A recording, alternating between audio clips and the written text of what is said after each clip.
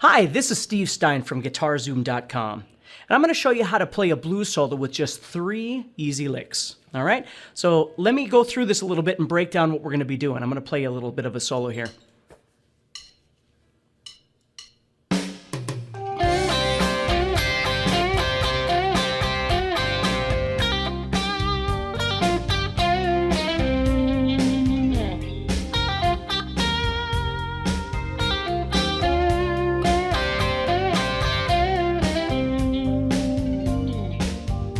Okay, so let's take a look at what I'm doing here.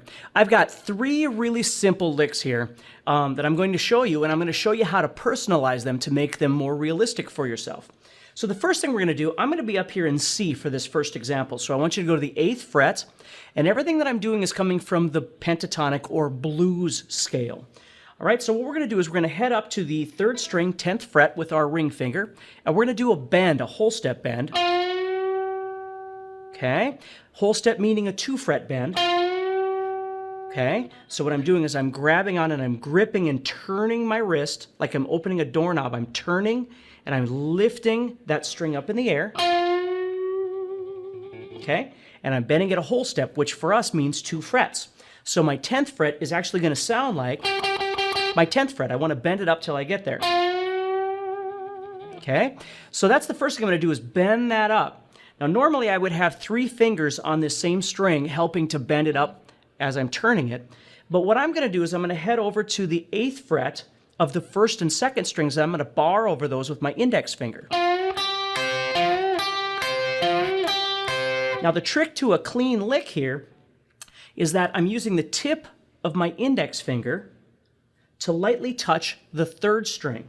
I'm not jutting up into it. I'm just simply laying across the 1st and 2nd strings, and the tip of my index finger is touching the 3rd string. That way, when I do my bend and I leave it, it stops the sound of the string.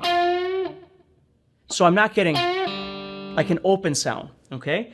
So that's the one way to try and keep this lick nice and clean. And then I'm simply plucking through the 3rd string, 2nd string, and 1st string. So once I bend this up, I'm just going to leave it. So I gently take my fingers off, and then I pluck 2 and then 1. So that's going to be my first lick. Now we're going to talk about how to personalize that lick as well. But the first thing for you to get used to is simply picking through it. Now another way to keep yourself safe in terms of noise is to take your right hand and lightly touch the strings up on top here that you're not using, because they might start vibrating as well as you play, and then everything's going to start getting noisy. So you can just lightly touch those. I'm not palm muting, I'm just lightly deadening them, just kind of laying across the guitar. Usually I'm somewhere around the back pickup here when I'm trying to deaden those strings. So just kind of touch them, and then I'm touching the tip of my finger against that 3rd string.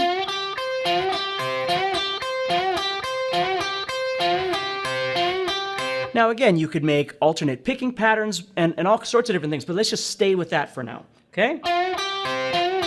Now the next thing we're going to do is we're going to do a pull-off from 11 to 8 on the 2nd string. So I'm going to pluck the 11, I'm pulling off to the 8.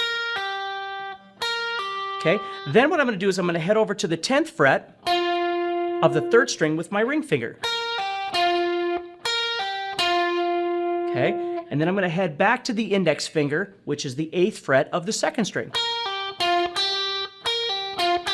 So I'm doing that pull off, and then I'm going back. So this is lick number 2. So I have, which is a 3-note grouping at this point. Then I've got this one, which is a 4-note grouping.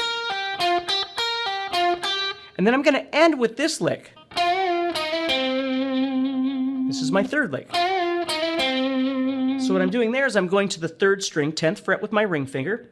I'm putting the other 2 fingers on there to help bend it up. Again, I'm turning like I'm opening a doorknob. I'm turning, lifting it up a whole step or 2 frets. Then I'm bringing it back down, and then I'm doing a hammer on from 8 to 9 with my middle finger. And then I'm going to the 10th fret of the 4th string. Okay. Now, any opportunity I get, I use a vibrato on notes when I'm letting things ring out. Tends to make it sound a bit more natural, so I would suggest doing that as well. So I've got lick number 1. Go ahead and play this with me. Okay, so we're going to go like this. 1, 2, 3, 4. Okay, so let's try that together. 1, 2, 3, 4. Remember, you're learning how to play the lick, but you're also learning how to keep everything sounding really clean. That's the other goal that people don't realize when we're playing is not only what we are doing, but what we're keeping silent in the background. It's really important that we do that. The second lick we have, so we're doing a pull-off from 11 to 8, going to the 10th fret of the 3rd string, then back to the 8. So let's do that together. 1, 2, ready, go.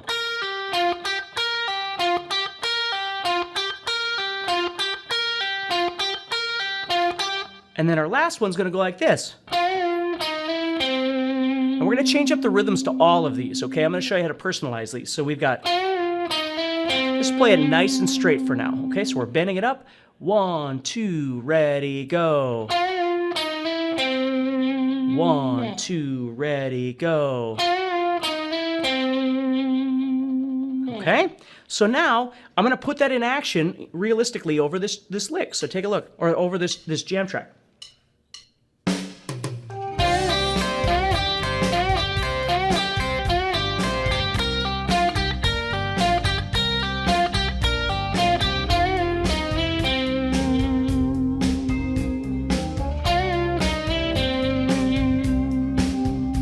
Okay?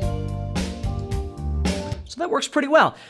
The next thing to do, though, whenever you learn how to do things like this, is to try and figure out how to personalize it. And there's really 2 main things that you can do. The first thing to do is to varietize the rhythms that you're playing. So instead of always playing the same rhythm, like here I've got, maybe I'm going to play,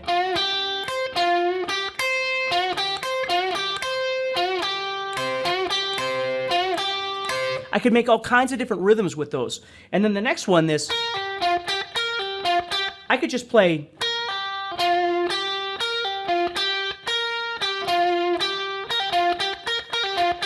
See, I'm going to keep trying to change up the rhythms, you know, thinking about the rhythm pyramid that I was talking about, how you're going from quarter notes to 8th notes to 16th notes to 32nd notes. You're just doubling the speed each time. I have to choose from those rhythm choices to decide what I'm going to be doing over the top of this. And then the last one, you know, I could pause on this one.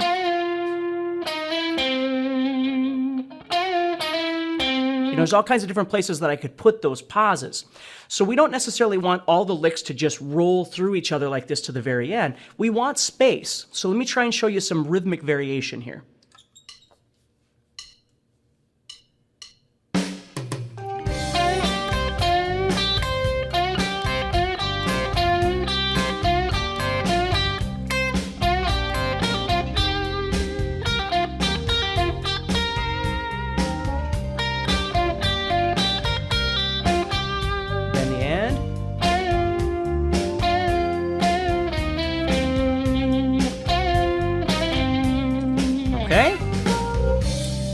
Now, the second thing I can do with any lick that I learn is to figure out how to personalize it by changing up the notes that I'm playing, okay? So instead of just going like this, you know, one thing I could do would be to double these notes like this. So I'm playing them both at the same time. Another thing I like to do in lick number 2, I'll show you this. I've got... Okay, well, let's say I wanted to do that exact same thing, but I'm going to move it up to the 1st string. So I'm changing up the notes. The pattern concept is still the same. So once I learn the pattern, I can still play the pattern. I'm just changing up where I'm doing it. I could do it here. I could do it here. I could do it here. I'm just rolling through the pentatonic. If I know my other positions, I could do it in another position. I could connect them. You know, there's all kinds of neat things that I could do with that. So I'm changing up the rhythms, and then I'm also changing up my note selection. I'm still keeping the pattern concept the same. the way I'm picking it, okay, the movement of the pattern, but where I'm doing it, okay? Same thing here. If I go, you know, maybe I want to go. So now I'm changing up the way I'm doing it, right? I'm still playing the same notes here, but I'm creating repetition, okay? And obviously in the other positions I'm doing this, or the other licks I'm doing the same thing. So if I think about it, when I'm playing these licks, what I'm trying to do is varietize my rhythms by making space in between things in different places, okay? I'm trying to create repetition. As far as the pitches go, I can deviate from the concept to move it around into different places, but still keeping the idea of the pattern the same. That way I can keep using it over and over and over. So let's mess around with that a little bit.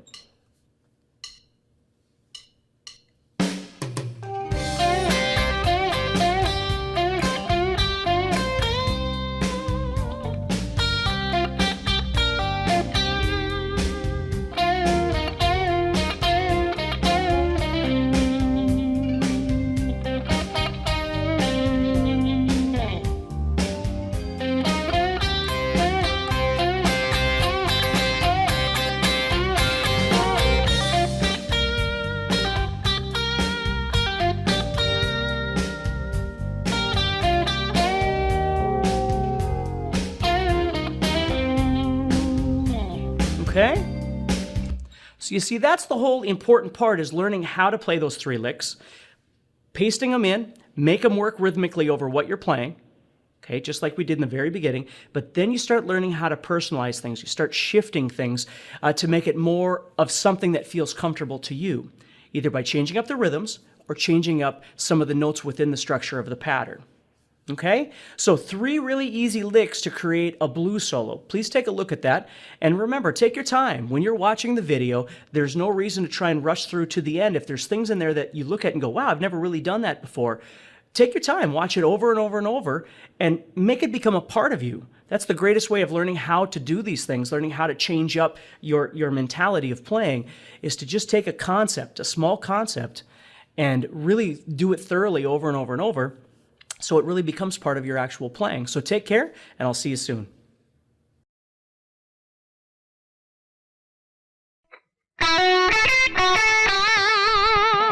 So you see, what I'm doing is simply combining both major and minor pentatonic together. What's really awesome about that is, instead of just getting this minor pentatonic sound every time you play, okay, what we can do is visualize the major notes of pentatonic and the minor notes of pentatonic in the same position,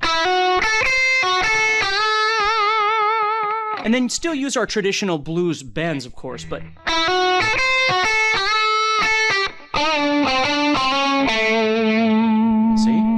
so it sounds really cool. It's a great way of jazzing everything up, is instead of playing just major pentatonic and minor pentatonic, learn how to utilize them together. So in my lick here, I'm starting off playing major pentatonic by playing the 5th and 7th frets of the 2nd string, and I'm doing it as a hammer-on. And then I'm doing the 5th and 8th frets of the 1st string, which would be minor pentatonic, and I'm picking those. Now, for me, I alternate pick those, but honestly, it wouldn't make any difference. It's going to depend on the speed and the rhythm that you give it. Right now, I'm giving it sort of a triplet feel. You know what I mean? But if it was slower, you know, I might downpick them all. You just have to keep in mind, as we keep learning all of these different licks, you may have to shuffle some of the concepts, some of the, you know, in the beginning of this course, we were talking about, you know, alternate picking and hammer-ons and pull-offs and all that sort of thing. The most important thing about any of this is you have to remember that you have to think on a realistic level, because you're coming from somewhere and you're going to somewhere else. So this is a transition in between there.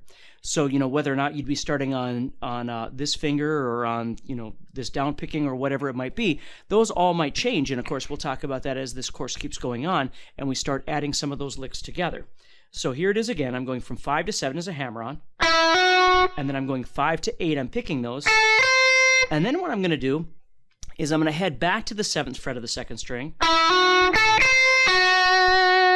See, just that right there Sounds pretty cool. So what I'm going to do then is I'm going to head back to the first string, 5th fret.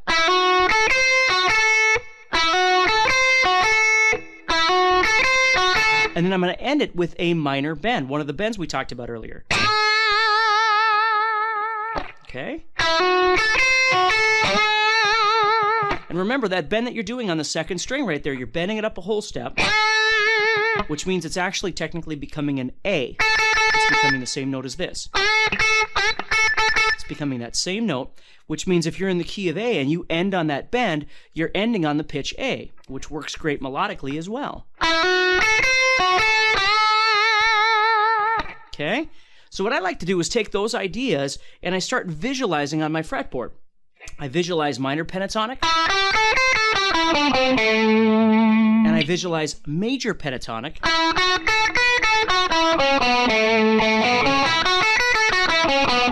so you see, and again, you don't need to worry about playing this part right now, but I just want you to see what I'm doing here. So if I play major pentatonic, and I play minor pentatonic, the true goal for me is to be able to see those two things, like right now when I look at my guitar, to be able to see those things at the same time. So I can pick and choose.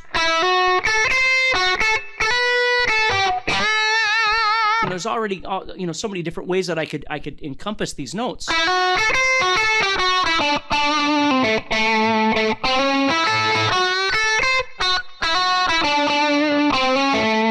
what I mean? So that's what we're looking for in this lick, is to try and get used to being able to move, A, play it as a lick, but then B, really truly see how it's using major and minor pentatonic together at the same time.